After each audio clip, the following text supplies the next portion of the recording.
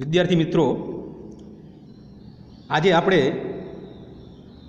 ગુજરાતીમાં પદ્ય ગદ્ય સાહિત્ય સ્વરૂપો ગદ્ય પદ્ય સાહિત્ય સ્વરૂપો વિશે ચર્ચા કરીશું।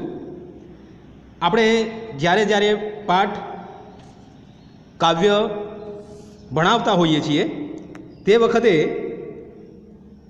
બ્લેકબોર્ડ પર અમે લખતા જ હોઈએ છીએ કે ભાઈ આ પદ્ય છે એટલે કે કવિતા છે, કાવ્ય છે કે પાઠ છે, પણ એનો સાહિત્ય પ્રકાર કયો છે, એના કવિ કોણ છે, શેમાંથી લીધેલ છે, એ બ્લેકબોર્ડ ઉપર લખતા હોઈએ છીએ। તમારે ધ્યાનપૂર્વક આ દરેકે દરેક કાવ્યનો સાહિત્ય પ્રકાર કયો છે, કવિ કોણ છે, પાઠના લેખક કોણ છે, એનો સાહિત્ય પ્રકાર અને એ શેમાંથી લીધેલ છે એ તમારે ખાસ ધ્યાન રાખવાનું, કારણ કે પ્રશ્ન એક વાક્યમાં પૂછાય છે। બરાબર ધ્યાન રાખજો। તો આપણે આજે પદ્ય ગદ્ય સાહિત્ય સ્વરૂપો કયા કયા છે એ જોઈએ। તો એક તો પહેલાં આપણે પદ્યની એટલે કે કાવ્યના કવિતાના સાહિત્ય પ્રકાર કયા કયા છે એ જોઈએ। તો પહેલું તો એમાં આખ્યાન કાવ્ય આવે છે। હવે એ આખ્યાન કાવ્યમાં કોઈક એક પૌરાણિક કથાને આધારે કવિ એટલે કે આખ્યાનકાર એની રચના કરતા હોય છે। બરાબર ધ્યાન રાખજો।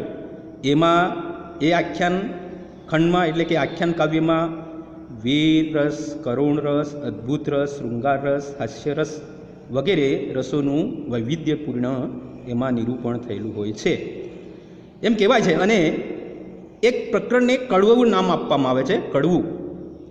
એમ કહેવાય છે કે મધ્યકાળમાં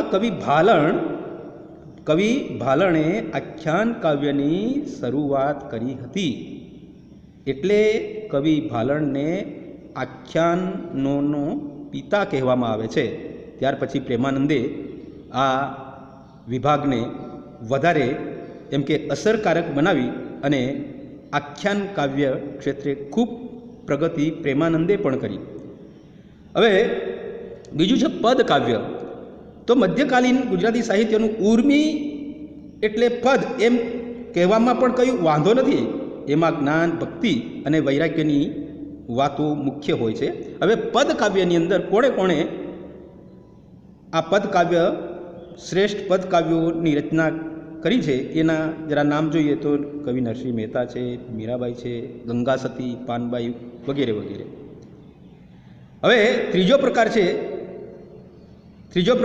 મધ્યકાળના અન્ય સ્વરૂપોમાં જોઈએ તો કવિ દયારામે પણ એમાં ગરબીઓ, બરાબર છે, પછી કવિ ભોજાના ચાપખાઓ, ધીરાની કાફીઓ, ગરબીઓ વગેરે પણ આપણે આ સાહિત્ય સ્વરૂપોમાં જોઈ શકીએ છીએ। ખંડકાવ્ય ચોથો પ્રકાર છે ખંડકાવ્ય। તો ખંડકાવ્ય આમ તો સંસ્કૃત સંજ્ઞા છે, બરાબર ધ્યાન રાખજો। સમગ્ર કથા પ્રસંગના કોઈ એકાદ ખંડનું એટલે કે અંશનું વર્ણન કરવામાં એટલે ખંડકાવ્ય। હવે ગુજરાતી સાહિત્યમાં કવિ કાંત ને ખંડકાવ્યના પિતા તરીકે ઓળખવામાં આવે છે। જેમ કે ફરી બરાબર ધ્યાન રાખજો, આખ્યાન કાવ્યના પિતા તરીકે કવિ ભાલણને ઓળખવામાં આવે છે, એ રીતે ખંડકાવ્યના પિતા તરીકે કવિ કાંતને ઓળખવામાં આવે છે। બરાબર ધ્યાન રાખજો। ત્યાર પછી બીજા ઘણા બધા કવિઓએ આ ખંડકાવ્યની રચના કરી છે, કલાપી, નાનાલાલ, ખબરદાર, બોટાદકર વગેરે વગેરે। પાંચમો પ્રકાર છે સોનેટ કાવ્ય। તો આ મૂળ વિદેશી સાહિત્ય પ્રકાર છે, એટલે કે ઇટાલી દેશમાં ઉદ્ભવેલો આ ઉર્મી કાવ્યનો જ એક પ્રકાર છે, એ બરાબર ધ્યાન રાખજો। હવે એમાં રચના કેવી રીતે થયેલી હોય છે તો સોનેટમાં 14 પંક્તિઓ હોય છે, સોનેટમાં 14 પંક્તિઓ હોય છે। શિખરણી છંદમાં, મંદાક્રાંતા છંદમાં, હરિણી છંદમાં, સ્ત્રગ્ધરા, પૃથ્વી, શાર્દુલ, વિક્રીડિત જેવા અક્ષરમેળ છંદોમાં તેની રચના કરવામાં આવતી હોય છે। વધારે જણાવતા કહું તો બળવંતરાય કલ્યાણરાય ઠાકોરે ગુજરાતીમાં પ્રથમ સોનેટ એમ કહેવાય છે કે ભણકારા નામનું પ્રથમ સોનેટ કાવ્ય લખ્યું હતું। હવે અન્ય સાહિત્ય પ્રકારોમાં જોવા જઈએ તો આ જે હાઇકુ છે એ જાપાનમાંથી ઉતરી આવેલો એ પણ વિદેશી સાહિત્ય પ્રકાર છે. એમાં હાઇકુમાં 5, 7, 5 એવી રચના હોય છે કવિતાની. આગળ છે ગઝલ કાવ્ય, એ પણ વિદેશી સાહિત્ય પ્રકાર છે. અરબી ફારસી ભાષામાં ગુજરાતીમાં ઉતરી આવેલ આ એક ગુજરાતી સાહિત્યનો સાહિત્ય પ્રકાર છે, પણ વિદેશમાંથી ઉતરી આવેલો છે, બરાબર ધ્યાન રાખજો. હવે આ ગઝલમાં પ્રેમ, વિરહ, પ્રભુભક્તિ વગેરે વિષયો મુખ્ય હોય છે, બરાબર ધ્યાન રાખજો. ને તેના પણ 2 પ્રકારો હોય છે. એક ઇશ્કે હકીકી, બરાબર ધ્યાન રાખજો. ઇશ્કે હકીકી એટલે ઈશ્વર તરફનો જે પ્રેમ બતાવે છે એ ગઝલ કાવ્ય ઇશ્કે હકીકીનો પ્રકાર છે એમ કહેવાય.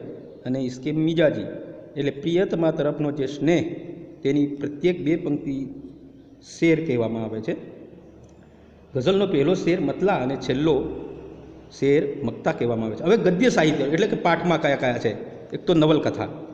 નવલકથામાં અનેક બનાવો અને તેના અનેક ખંડો હોય છે, તેને અંગ્રેજીમાં નોવેલ કહેવામાં આવે છે, બરાબર ધ્યાન રાખજો. એટલે એ થોડા વિસ્તારવાળી એટલે કે વિસ્તૃત એમાં વર્ણન કરેલું હોય છે. લાંબી કથા વાર્તા એટલે નવલકથા, એ ધ્યાન રાખવાનું. 1866માં શ્રી નંદશંકર તુલજાશંકર મહેતાએ કરણ ઘેલો નામની નવલકથા લખી હતી, એ આપના જાણ માટે કહું છું. હવે ત્યાર પછી છે નવલિકા. નવલિકા એટલે ટૂંકી વાર્તા એવો અર્થ થાય છે. પહેલાં છે નવલકથા, હવે નવલિકા છે. નવલિકા એટલે ટૂંકી વાર્તા. જીવનમાં કોઈ રહસ્યને ઓછામાં ઓછા બનાવોથી, ઓછામાં ઓછા શબ્દોમાં વાર્તા શૈલી સ્વરૂપે નિરૂપવામાં આવે તે નવલિકા. ત્યાર પછી છે નાટક. સાહિત્યમાં બધા જ સ્વરૂપોમાં નાટક એક વિશિષ્ટ સ્વરૂપ છે. તેમાં તેના સર્જક, અભિનેતા અને પ્રેક્ષકો એમ 3ની અપેક્ષા હોય છે, બરાબર ધ્યાન રાખજો. ત્યાર પછી છે નિબંધ. નિબંધ એટલે નિહિ એટલે નિસ વત્તા બંધ એવો અર્થ થાય. આપણે નિબંધ લેખન પૂછાય જ છે, બરાબર છે. કોઈ પણ વિષય ઉપર તમે નિબંધ લખો તો આપણે આપણા મૌલિક વિચારોથી નિબંધ લેખન કરવું. તો બરાબર ધ્યાન રાખજો. નિબંધ એટલે નિસ વત્તા બંધ, કોઈ પણ પ્રકારના બંધન વિના જે તે વિષય પર વિચારો રજૂ કરવા એનું નામ નિબંધ. કલ્પના, અવલોકન, મૌલિક વિચારો એ નિબંધના લક્ષણો છે. હવે આગળ જીવન ચરિત્ર. વ્યક્તિના જીવનની સમગ્ર ઘટનાઓ, ઇતિહાસ એટલે જીવન ચરિત્ર. જાણીતી વ્યક્તિઓ વિશે આપણે ત્યાં ઘણા જીવન ચરિત્રો લખાય છે. એક જ વ્યક્તિ વિશે એકથી વધારે લેખકો દ્વારા પણ આ જીવન ચરિત્રો લખાય છે. અને છેલ્લો ગદ્યમાં એટલે પાઠનો જે સાહિત્ય પ્રકાર આવે છે તે આત્મકથા. આત્મ એટલે પોતે એવો અર્થ થાય છે, બરાબર ધ્યાન રાખજો. આત્મકથા ખંડ. વ્યક્તિ પોતાના જીવનની ઘટનાઓ પોતે જ વર્ણવે છે, બરાબર જોજો. એનું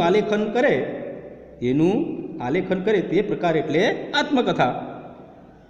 હવે આત્મકથા પૂરી લખી શકાતી નથી, તે જીવનના અમુક વર્ષોની કથા જ બની રહે છે. એમ કહેવાય છે કે નર્મદે, કવિ નર્મદે એમ કહેવાય છે કે મારી હકીકત એ પ્રથમ આત્મકથા નર્મદે લખી હતી. અને ત્યાર પછી જુઓ તો ગાંધીજીની આત્મકથા સત્યના પ્રયોગો એ વિશ્વવિખ્યાત બની છે, એ આપણે જાણીએ છીએ. ફરી વિદ્યાર્થી મિત્રો, એટલે આપણે જ્યારે જ્યારે કવિતા પાઠ અમે ભણાવતા હોઈએ, તમે ભણતા હો તે વખતે એનો સાહિત્ય પ્રકાર કયો છે એ ખાસ ધ્યાન રાખવાનું, બરાબર છે.